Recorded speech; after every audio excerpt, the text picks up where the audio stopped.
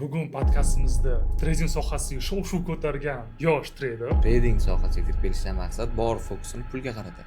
Treyder kim bo'ladi? Lekin aniq shularni ayta olaman, bular trader bo'la olmaydi. Yoshlikdan tradingga qiziqib kirish maslahat berasizmi? Tepadan buy now degan yozuv keladi, bo'ldi o'sha yerga. Sразу MetaTrader ochadi. $100 balans bo'ladi o'zi. 50, 100 ham ko'p menimcha. Top 5 ta o'zbek treyderlarini kim aytasiz? Birinchi o'rinda Musliman. Xolismi, xolamaysizmi? Sharoiti qanaqadir nimadir taklif bersa bo'ladimi shu? Podkastimizdan mana kommentariyasida o'sha qiynalib yoki o'qishga sharoiti yo'q insonlar yoki nima maqsadi bor kelajakda yozib shu kommentariya qoldirsa, o'shalarning orasidan ikkita insonni tanlab Maymun akademiyaga bepulga akademiyada o'qish imkoniyatini beraman. Assalomu alaykum do'stlar. Bugun podkastimizda trading sohasiga shov-shuv ko'targan zo'r treyder, yosh treyder Muzaffar. Assalomu alaykum. Muzaffar, bitta savolim bor. Shu sohaga qanaqa kirib kelgansiz? Bir tushuntirib bersangiz bo'ladi. Hop, bu sohaga hamma o'zbeklarga o'xshab pulga qiziqib kirib kelganmiz gap ochig'i. Lekin yillar o'tib tajriba olganimdan keyin tushunib yetdimki, bitta narsani bu sohaga pulga qiziqib kirib bo'lmas ekan. Pulga qiziqib kirib kelgan odam hech qachon pulni topolmas ekan bu sohada. Yaxshi bilimini olib, sabrli inson, pulga qiziqmagan insongina tajriba orttirib bu sohada qanaqadir yillar davomida o'sha xayoldagi o'ylagan pullarga yetish mumkin ekan-da bu sohada.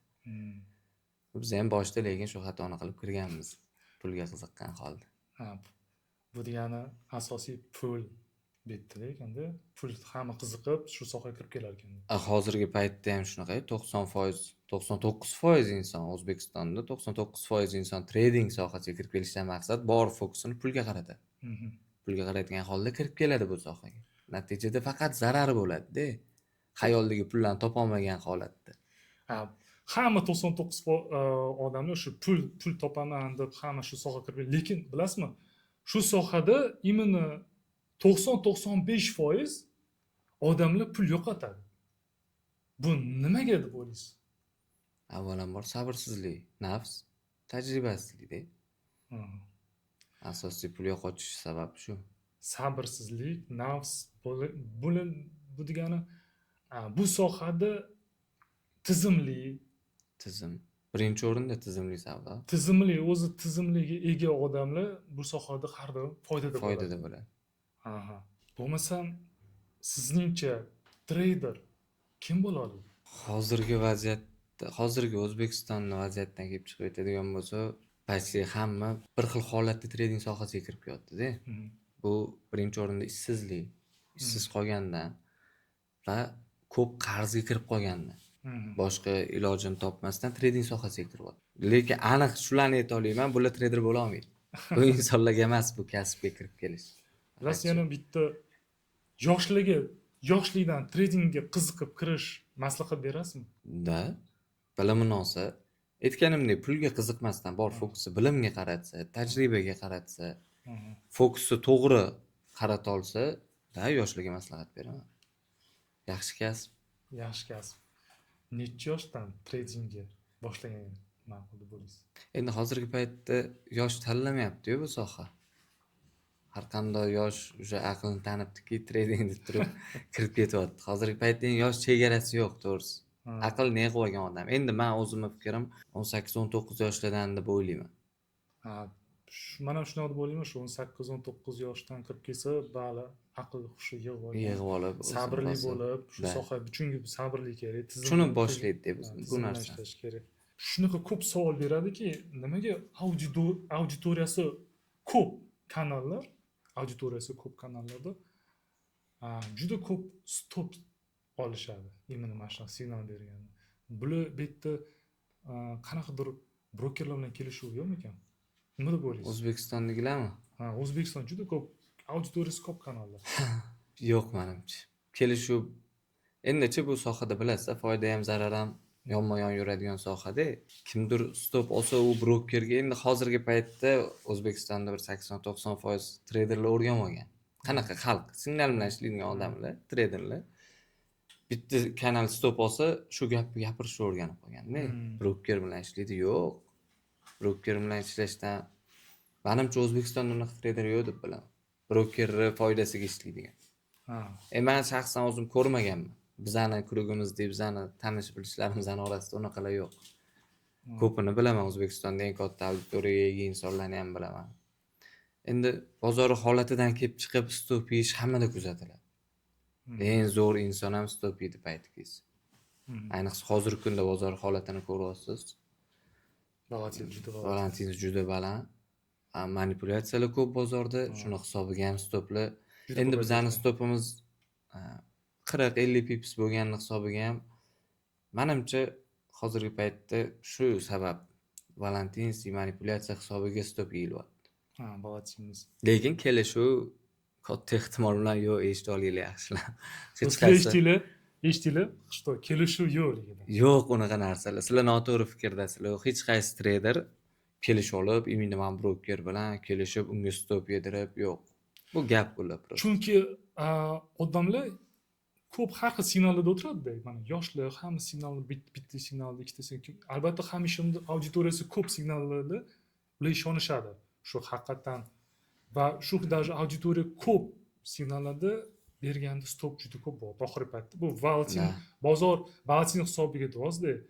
Lekin shularga tushuntirib qo'yinglar do'stlar, что hech qanday kelishuv yo'q. Hamma stop oladi. Bu bozor, volatility juda. To'ppa-to'g'ri. Shu o'zimdan ham misol keltirib ayta olaman. Hozirgi paytda endi foyda bilan zarar yonma-yon bo'lgandan keyin zarar ham qilib turamiz. Faqatgina odamlarga nimani tushuntirish kerak, asosiysi slif bo'lmasligi. Risk menejmentni o'rgangan inson buni xayolga bormaydi. Do'stlar, slif bu trading slengida bu pul yo'qotish, depozit kuyib ketishi slif deyiladi, tushuninglar. U nafsi buzuvlarning anaqasida, asosan nafs bilan yondashgan har bir trader borki, slif bilan yonma-yon yuradi. To'g'ri. Har qanday trader zarar qiladi bu sohada. Любой top trader baribir zarar. Любой 100% trader, 100% butun dunyoda bo'lmaydimi kerak bo'lsa. Men bilgan butun O'zbekistondagi trader kerak bo'lsa zarar qiladi. No joyi keladi, foydani olib chiqadi. Menimcha shu signal berganda riskka amal qilinglar. Tushuntirish berish kerakmi deb o'ylayman har doimda. Misol men boshqa Telegram kanallarni kuzatmayman, o'zimizni yaqinlarimizdan misol aytamiz hamma narsani. Tekinga kerak bo'lsa o'rgatamiz u narsani. Risk menejmentni qancha pulga qancha foyda qilish mumkinligini hammasini biz gapirib o'tamiz-da, kanalda tushuntiramiz. Bizning kanaldan foydalanadiganlar biladi. Lekin amal qilmaydi. Mana muammo nimada? Bizni stop olgan paytimizda biz qanchadir balansimizga nisbatan risk qilgan bo'lamiz 5-10%. Ular full-da. Bittada borini tiqadi, bittada ko'p narsa olib chiqib ketaman degan xayol bo'ladi hammada. Full degani endi bor depozitga full margin deylik. Full marja bor depozitiga risk qilgani bu full marja bo'ladi. Buni yechimi bormi deb o'ylaysiz? Ha, yechimi bor. Bu narsalar payti kelganda shunaqa kunlar bo'lgan, o'zimizning boshimizdan o'tgan. Boshda kirib kelganimizda, lekin tajriba mana shu narsalarni to'g'rilaydi-da inson. Bu bozorda tajribaning bozorda o'tirib savdo qilgandan orttirasiz-da. Bu narsani tushunmaydigan insonlarga zo'r maslahat ustoz ko'rish. Tajribali yaxshi ustoz oldiga borib, o'sha ustoz bilan birgalikda savdo qilib, har qanday misol uchun kanal yurg'izayotgan, kimlargadir signal berayotgan yoki auditoriya bilan ishlayotgan har qanday trader bu xatoni qilavermaydi. Mana o'zimdan oddiy misol, kanalga signal beraman, auditoriya bilan ishlayman. Zarar ko'raman. Lekin umumiy haftalik, oylik отчет'imni olganimda foydada chiqaman. Mayli haftaning 3 kuni zarar. Stop olay 3 marta. Lekin o'sha haftada harakat qilamanki, 4 marta take profit olishga. Tushunsa, lekin odamlar o'sha bir dona signalingizga bor hayotini tikaveradi-da. Mana deydi. Signal berasiz, kirib ham o'tirishga ulgurmaydi ular. Kirmaydi anaqagacha. Tepadan buy now degan yozuv keladi, bo'ldi o'sha yerga. Sirasi MetaTrader ochadi. $100 balans bo'ladi o'zi. 50, 100 ham ko'p menimcha. 50 ketdi o'sha yerga. Risk amal qilamiz. Yo'q, risk esdan chiqarib qo'yishgan. Bozor hamma pulni bitta topib chiqish maqsadi bo'ladi-da ularda. Mana shu narsalarni to'g'rilasagina menimcha juda ko'pchilik foydaga chiqadi bu sohada. Bu sohada pul olib chiqish mumkinligini men bilaman. Siz ham bilasiz. To'g'ri. Manimcha treyderlardan so'rashsa bu narsaga oydinlik kiritib beriladi-da. bozor 100-200 yil avval ishlab kelgan va keyin ham ishlab keladi. Просто risk amalga qilish kerak deb o'ylayman. Ha, to'g'ri. Bu bozor bizdan oldin ham bo'lgan. Hozir ham bor. Biz ertaga o'tib ketamiz, bizdan keyin ham qoladi-da bu bozor. Shuni odamlar tushunmaydi-da. Manimcha shunda Tushunmaydi, quyilaveradi. 24/7 telefonda bo'ladi u insonlar. Mana shu сделка ochmasa, xuddi o'zini yalang'och his qiladi-da. Shunaqa treyderlar ko'payib ketgan. poyezd ketadi deb o'ylashadi. Ha, bo'ldi, ketib qoladi deb o'ylaydi. Xuddi ertaga vaziyat bo'lmaydi yoki haliroq bu vaziyat qaytmaydi deb o'ylashadi. Yo'q, unaqa emas aslida. To'ppa-to'g'ri. Sabr. Sabr. Bir kunda bir marta savdoga kirish bu ideal holat. Lekin O'zbekistonda bir kunda 24 soat savdoda bo'lish kerak. $100 pul 10,000 bo'lishi kerak. $10,000 $100,000 bo'lishi kerak. Bir xil мнение juda ko'pchilik o'shani hisobiga ham sliflar ko'payib ketganda. Ishonch qolmagan bu sohada. Ko'pchilikda to'g'ri kiradi. Sразу yo'qotadi pul, ishonchsizlik paydo bo'ladi. U ishonchni, psixologiyani bilasiz, psixologiya birinchi o'rinda bu sohada. U ishonchni tiklash juda qiyin bo'ladi. Tiklanguncha yana zarar silib qarab sizga u odam nimadir yo'qotadi deb orada bu vaqtda. Shuning uchun maslahat beraman. Sabr. 24/7 savdo qilishdan foyda yo'q. Bir kunda bir mahal bitta yaxshi entry yetadi. Kanali ko'p auditoriyasi bor odamlar shu haftada bir martami yo live qilish kerak. Yo tushuntirib borish kerak shuni. Do'stlar, bu oxirgi kun emas. O'sha stop losslarga risk amalga qilinglar deb tushuntirib bersa, bari odam esdan chiqarib shu tushuntirishga o'tish kerak deb o'ylayman-da. Endi qo'pol bo'lsam aytaman, odamlarcha bugun eshitadi sizni. Chunki hamma O'zbekistondagi hozirgi yosh mana o'sha kanallardan, signallardan savdo qilayotgan hamma treyderlar xayolida bir xil gapda motivatsiya bering deydi. Motivatsiya bering menga deydi. Bugun berasiz, xo'p, o'sha live trade'da yo'qdingiz 5 minut gapirasiz, motivatsiya oladi, shijoat uyg'onadi, bu yoraman deydi. Bozorni yoraman, man zo'ra deydi-da. Ertasi kuni o'chadi-da. $5 yo'qotadi, u motivatsiya o'chadi-da, tushunasizmi? Motivatsiya kerak emas-da. Bizanikilar shu narsaga o'rganib qolgan. Yoshlarda hozirgi paytdagi treyderlarda asosiy muammo shu. O'zimni kuniga 100 talab inson treyderlar yozadi-da Instagramga. Motivatsiya bering deydi. Nima qiladi u motivatsiya? 5 minutlik motivatsiya nima keragi bor? U har qanday odamni kuzatiladi. Men ham sizga hozir o'tirib 1 soat motivatsiya bersam, siz ham shijoatingiz, "Voy, davay, to'g'ri yetyapti" deysiz-da, yonasiz. Yoki hali bir $5-10 yo'qotgan inson bo'ldi, o'chadi. Uxlab turadi, motivatsiya qoladi-da. Plan boshqa narsaga o'zgarib ketadi, bo'ldi. Undan ko'ra disiplina. Shuning uchun Eng zo'ri. eslab turish kerak. Foydasi yo'q deb bilaman. Foydasi yo'q deb balki bu ham bitta to'g'ri bir yordam bo'ladi. Shu motivatsiya berib turib, risk amal qilib deb haftada 1-2 marta live trading qilsa, shu auditoriya bilan ishlasa zo'r deb o'ylayman. Top 5 ta o'zbek treyderlarini kim ayta olasiz? Top 5 tami? Birinchi o'rin, ikkinchi o'rin, 3-4 shart emas, ha? Top 5 ta ayting. Bu endi o'zingiz bilasiz. Kim o'zingizni? O'zi O'zbekistonda juda ko'p yaxshi treyderlar bor. Mayli kimlardir yomon gapirar, kimlardir nimadir deyir, lekin o'zimiz uchun bilamiz kim nimaligini. Birinchi o'rinda Muslim Ali. Xolismi, xolamaysizmi? Buni inkor qilib bo'lmaydi. Hozirgi paytda O'zbekistonda eng auditoriyasi katta ham, natijasi bilan gapirayotgan, qilgan ishlari bilan ko'rinayotgan va strategiyasi bilan o'zidan bir nom qoldirgan shaxs sifatida aytaman u insonni Muslim Ali. Birinchi o'rinda Muslim Ali. Buni inkor qilib bo'lmaydi. Ikkinchi o'rin Shohjahon aka deydi-ku. Shohjahon Eshniyozov. Birat. Ko'p ekan lekin. Ko'p Back trader. back trader. Ularni ham juda ko'pchilik taniydi. Back trader ham juda to'pli treyderlar qatoriga qo'shsa bo'ladi u inson. Aniq. Yana kim yaqinlarimiz endi hozir uni aytsa bu noto'g'ri tushunadi. Andijonlik Muhammadjon bo'la qolsa. Magdak. Juda ishlashi yaxshi u bo'ladi. Kuzataman, o'zim ham kuzatib turaman. Kanalni kuzatmayman, o'zini bilim darajasini bilaman. Yaxshi savdolar qiladi. Magdak bu nickname ili Telegram kanali? Telegram kanali Magdak deyishadi. Muhammadjon ismi o'zi. Andijonlik bola. Ya, to'g'ri, agar o'zini mana shu brendi nomini diktam yetkazsam yaxshi auditoriya bo'ladi. Misol ot ismini aytamiz и hamma Instagram ko'pchilik tanishi uchun endi biladi o'zi ko'pchilik trading sohasida yurgan insonlar bo'ladi. 5-inchisi o'zim. 5-inchisi o'zim. yaxshi. Chunki yana qolganlar ham bor, hammani qo'shib, hamma o'sha tanigan bilgan yaqinlarim top hisoblayman o'zim uchun. Ha, top 5 ta shu. Menimcha bitta qolib ketdi-yu. Yo'q, ko'pchilik qolib ketdi. Ko'pchilik yaqinlarim qolib ketdi, to'g'risi. Ular xafa bo'lmaysizlar. O'zimni yaqinlarim. Sizlar hammanglar topsizlar. Aziz Xalikov nima deb aytasiz? Aziz Xalikovmi? Yo'q, inson haqida fikr bildirmayman, to'g'risi. Men ularni top 5 taliga ham qo'shmayman. Yo'q, yaxshi insondir, boshqadir. U inson haqida fikr bildirmay qo'ya qolaman, tinchgina. Aziz Xalikovda men o'zim bilim ortganman, o'qiganman. Bilimlari yaxshi. Siz shogirdlarimsiz Aziz Xalikov? Da, men 2 yil oldin ularda bilim orttirganman va bilimlari o'sha stabil trade, katta aniq risk qilmasdan bilim beradi. Endi hammaning shaxsiy fikri bo'ladi-ku, baribir.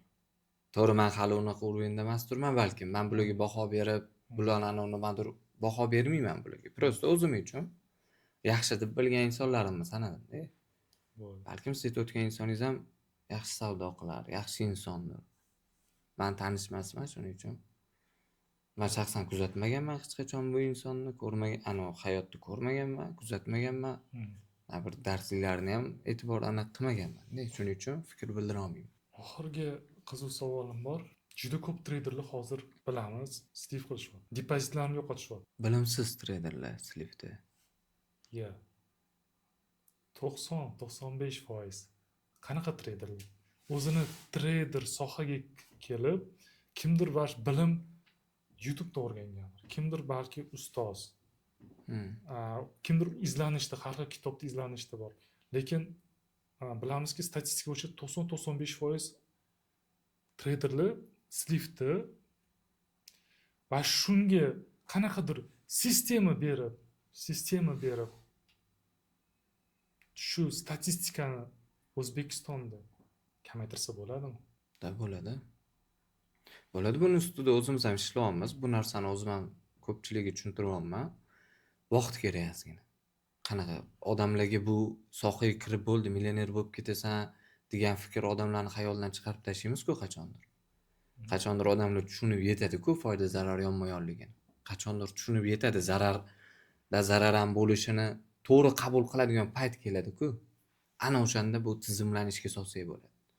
Lekin hozirgi paytda unaqa narsa yo'q odamlarda. Asosiy muammo bu birinchi o'rinda bilimsizlik.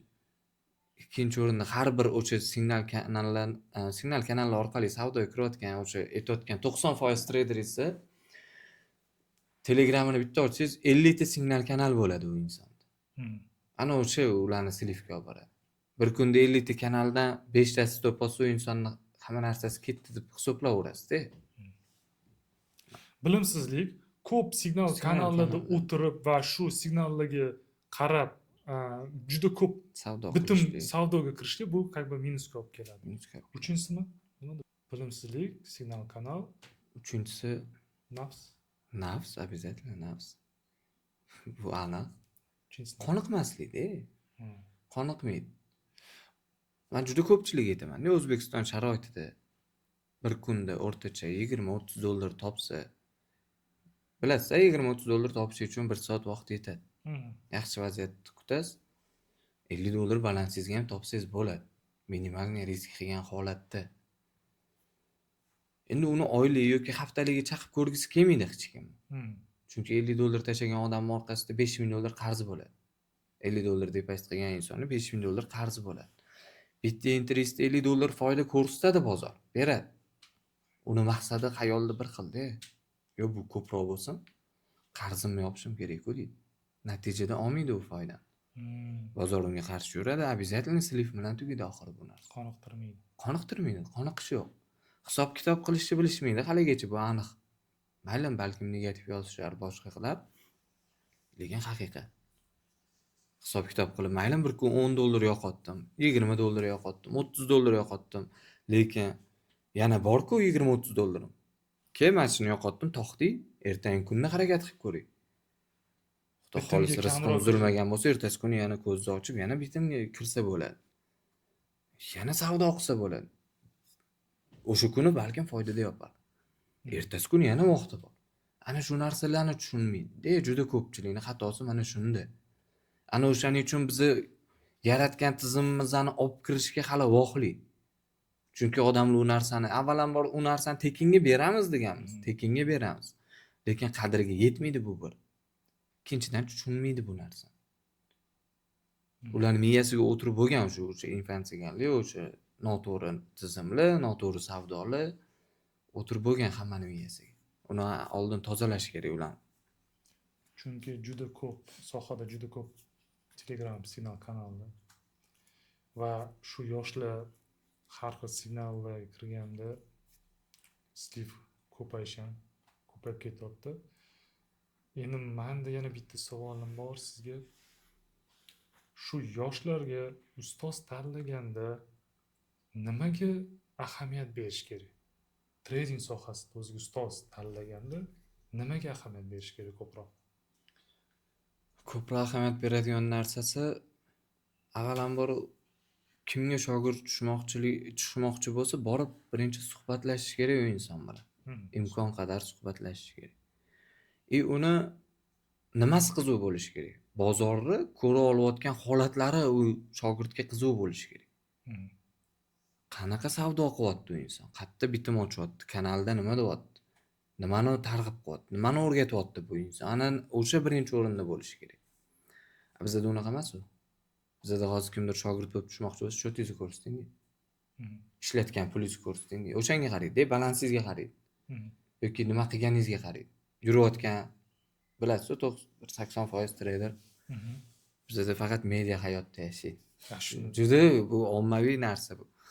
Rentgar haydab yursa ham, ana odamlar o'shanga qiziqadi. Mashinasiga qiziqadi, uyiga qiziqadi, tushunasizmi? Qanaqadir ikki og'iz ana o'zida bo'lmagan pullarni ko'rsa, unga qiziqib ko'radi. Shu narsalarga qiziqib shogird tushadi, asosiy odam. Natijada unda o'qib chiqib bilim orttira olmaydi, hech nima qila olmagandan keyin borib boshqasiga yana shogird tushadi. Ana ustozi yomonga chiqadi. Borgandan keyin обязательно yomonlaydi narigi ustoz. Lekin o'ylamaydi. Endi avvalambor erkak kishimiz har doim aybni birinchi o'zimizdan qidirib ko'rishimiz kerak-da. Xatoni biz qilamiz, u emas-ku. U bizani misol uchun shuncha odam orasidan tortib olib kelmaydi-ku, keyin o'qiysan. O'zi boradi xohishi bilan. To'g'ri. Bunga kerakli narsani so'rashi o'rniga tepasida so'raydimi? Qancha foyda qilyapsiz? Mana shunaqa narsalar, nima mashinada yurasiz? Nima ish, nima olgansiz? Shotingizda qancha bor? Bir xil tema hammada. Xudoy menga boshqacha rizq beradi. Meni yo'lim boshqacha taraflamoqchilik. Misol uchun. Sizga unaqa rizq bermagandir Xudoyim, balkim bilib bo'lmaydi, balkim ko'proq bergandir, balkim kamroq. Bu narsalarni tushungingiz kelmaydi, juda ko'pchilik. Juda ko'pchilik mana shogird bo'lib kelayotgan insonlar shu narsaga qaramaydi. Siz bilan solishtirishni boshlaydi. Kelishi bilan sizni natijangiz bilan solishtiradi. Men ham qilsam shunaqa bo'lar ekanman deydi. Men ham shuni o'qisam, mana bunaqa mashina haydar ekanman. Lekin bunda ko'tarsa nimadir bo'lib yotgan bo'ladi orqa. Tushunasizmi? Mana xato. Hamma o'qishga borayotgan, mana shu akademiyalarga borayotgan insonlarning birinchi xatosi shu. Hech kim ko'rmadim shu kungacha. Kelib turib qanaqa misollarni mana bunaqa yurg'izyapsiz? Nima strategiya bo'yicha? Maylimi strategiyani so'raydi ko'pchilik. Nimaga asoslanib bozor qanaqa ko'ryapsiz? Gapirayotgan gaplaringizga e'tibor berilmaydi, deyapti. To'g'ri gapni gapirsangiz har doim yomonga chiqasiz. To'g'ri, haqiqatni gapirasiz kelgan insonga. Sizni yomon ko'radi u inson. Bizga xom xayoldagi narsalar qiziqdi odamlarga. Siz misol uchun manga $1000 pul beryapsizmi o'qishga? Men sizga voy narsalar berishim kerak. Yo'q, $1000 10,000 qilib olasiz shu yerda. Men yorib yuboraman mana. Men signal beryapman. Yorib tushyapman men bu yerda. Ishlovligingiz javob. Odamlar shu narsani xohlaydi. $1000 bersam qachon foydaga chiqaman? Xudoyim qachon yozgan bo'lsa o'shanda chiqasan. Yozgan bo'lsa agar senga bu sohadan rizq yozilmagan bo'lsa chiqmaysan. Men senga avliyo kelib o'rgatgan taqdirda ham Xudoyim rizqini shu sohadan bermagan bo'lsa u bir tiyin. Mana muammo qildi. Mana odamlar nimani tushunmaydi haligacha. Yo'q, natija qildim, men ham qilishim kerak. Bu qildim, men mana shuni o'qidim, demak men natija qilaman deydi. avvalambor Xudodan sababini qilib ko'rish kerak. Yozilgan bo'lsa oladi. Yozilmagan bo'lsa qiyin.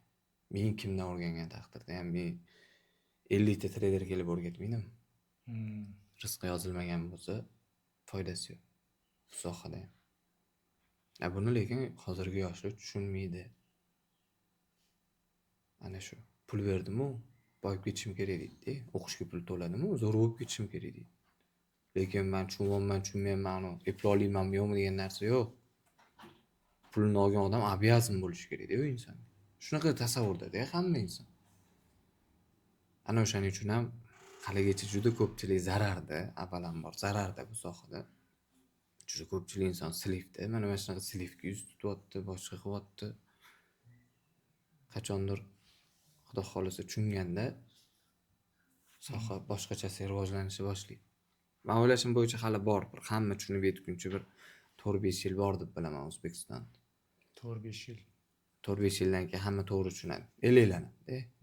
Elingdan hamma o'tadi. Hamma kirib oldi-yu hozir bu yoqqa. To'g'ri. Butun O'zbekiston kirib oldi trading sohasiga. U elinglanadi baribir. O'sha elingdan o'tganlar qoladi. O'sha taslim bo'lganda to'xtaydi. Meniki emas ekan deb tushunib yetganda to'xtaydi o'sha payt. Unaqa etapga ajratish uchun bir 4-5 yil bor deb bilaman hali O'zbekistonda. Vaqt ko'rsatadi. Hammasiga vaqt davo. Vaqt ko'rsatadi sanki. To'ppa-to'g'ri. Bitta savol bor. Yoshlar shu sohaga kirmoqchi, lekin ota-onasi qarshi. Nima maslahat berasiz? Yoshlarga Da. endi avvalambor ota-onaning roziligi birinchi o'rinda. To'g'ri, o'zini xohishi juda kuchli bo'ladi. Lekin birinchi o'rinda o'sha ota-onaning roziligini olib, ularni fikriga, ularni o'ylashligiga qarshi chiqmaslikni maslahat beraman. Ko'p unaqa savollar o'zimga ham keladi. Qiziqaman bu sohaga, lekin ota-onam qarshi bu sohaga kirishimga. Kirmay qo'ygani yaxshi. To'g'ri, agar ota-ona qarshi bo'lsa, kirmagan yaxshi. Da. Chunki hamma ham trader bo'la olmaydi. Kimdir shifokor bo'lishi mumkin, kimdir moliyachi bo'lishi mumkin, kimdir bankir bo'ladi. Sohalar juda ko'p. Imенно tradingga kirish shart emas. Boshqa soha qidirib ko'rish kerak. Qanaqa ota-ona roziligini faqat ota-onaning roziligi bo'lsagina muvaffaqiyatga erishasizlar bu hayotda. Keyin bilasizmi, ko'p o'zimni teng do'stlarim, o'zini yosh farzandlarini sohaga olib kirmoqchi bo'ladi. Men aytaman, hali yosh, 15-16 yosh do'stlarim bor, farzand ko'p, men yosh deyman hali. Lekin даже ular aytishyaptiki, o'qib, men aytaman, hali shakllanmagan g'oya mafkurasi. Siz nima deb o'ylaysiz? To'g'rimi, noto'g'rimi? Rad javob berish. Agar bitta narsa bor deb o'tdi. Agar yoshi mayli farzandlarini yoshi 15 yoshda deb olaylik, lekin ota bu sohani tushunadi. Shu sohadan kelib chiqib yetyapsiz. To'g'ri, otasi tushunadi, lekin shu sohaga chuqur kirgisi kelmaydi. Meni o'g'limga o'rgat deydi. Men aytaman, hali yosh. Lekin qanaqa rad etishga nima deb o'ylaysiz? Yo'q, naborot zo'r-ku. Har qanday ishda, har qanday sohada orqada ota-ona poddershka qilib tursa, u insonda o'xshash ehtimol juda yuqori deb bilaman. Misol uchun bu sohani otasi tushunib turib, agar o'g'lidan shu narsani xohlayotgan bo'lib, qo'llab-quvvatlab tursa, bilasiz, otaning ishonchidan kuchli ishonch yo'q-da. Eng zo'ri otaning ishonchi. U inson, u bola 80-90% bu sohani eplab ketadi. Ne только bu sohani, har qanday sohani. Ota-onasi yelka-melka turib, duo qilib shu sohada qo'llab-quvvatlab turar ekan, demak, ana boya aytgan motivatsiyamiz shu-da. Ana ularni ko'zidagi ishonch, ana o'sha motivatsiya. Zo'r olib ketish ehtimoli juda yuqori bo'ladi unaqa bolalarda. Bu meni fikrim. Har qanday sohada aytganimdek, ota-onani qo'llab-quvvatlashi men uchun birinchi o'rinda. Endi men o'zimdan kelib chiqqan holda shu risk boshqarish sohasida, moliyada risk boshqarish 20 yildan ishlab kelaman. Va shu risk boshqarishda o'zini qiyinchiligi bor. Psixologiya, nagruzka, yoshlarga hali bu voqli deb o'ylayman-da. Toblanadi shuning ichida. Siz toblanadi. Toblanadi, tajriba orttiradi yoshlikdan. Miyasini naborot to'g'ri boshqarishni o'rgatsa bo'ladi. Ras ustozni tushunadigan inson mana o'zingizni oldingizga bermoqchiman, siz uni yomonlik ko'rmaysiz-da. To'g'ri. Siz bosib o'tgan xato yo'llarni, tushib chiqqan chuqurlarni unga ko'rsatmaysizda, yopib o'tasiz. U nabrot oson rivojlanadi.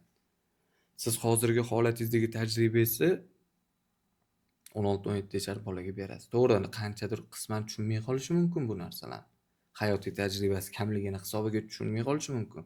Lekin sohani o'zlashtiradi lekin.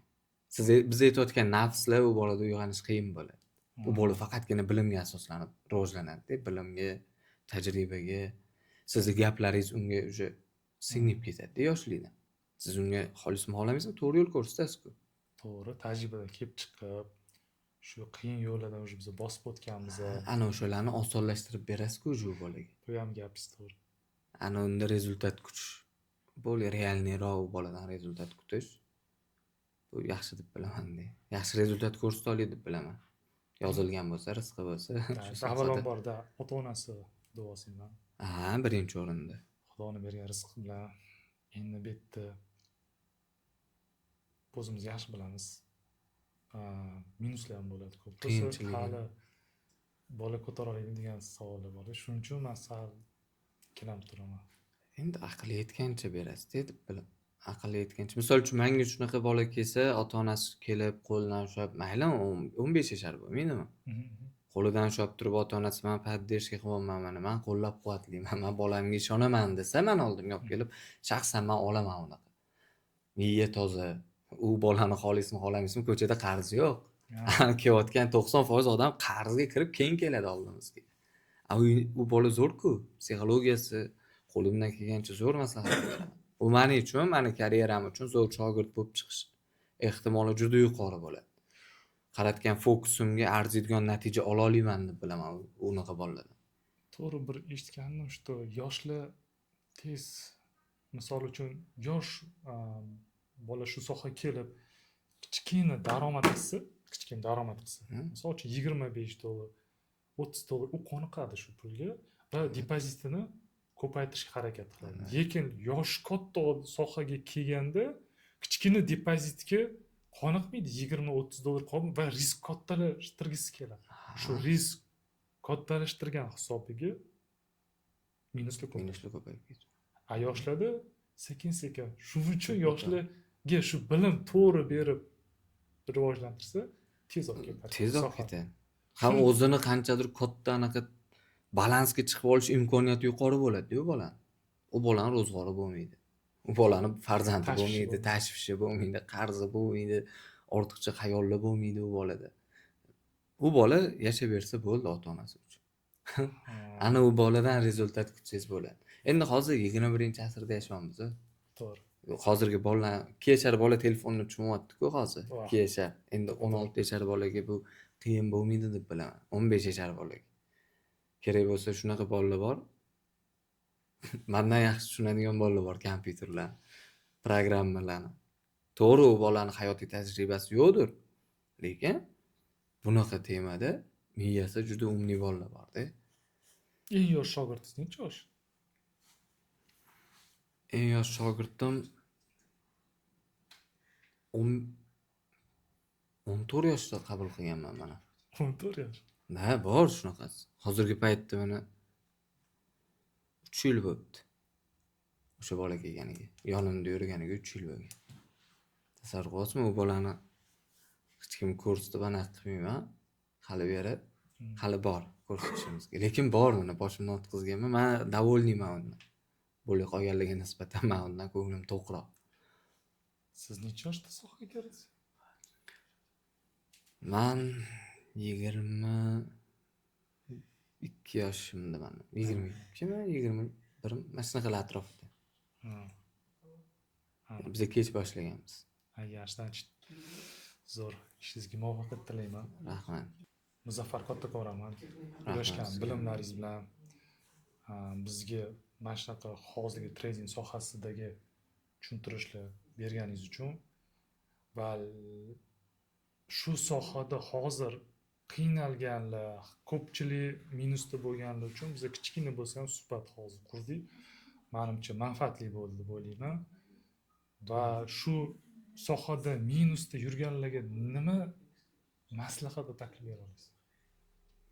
Endi bu sohada minusda yurganlar juda ko'p. Ularga hozirgi paytda maslahat berganim bilan zararda yurgan insonlar qulog'iga kirmaydi. Lekin qo'limdan kelgancha qanaqa?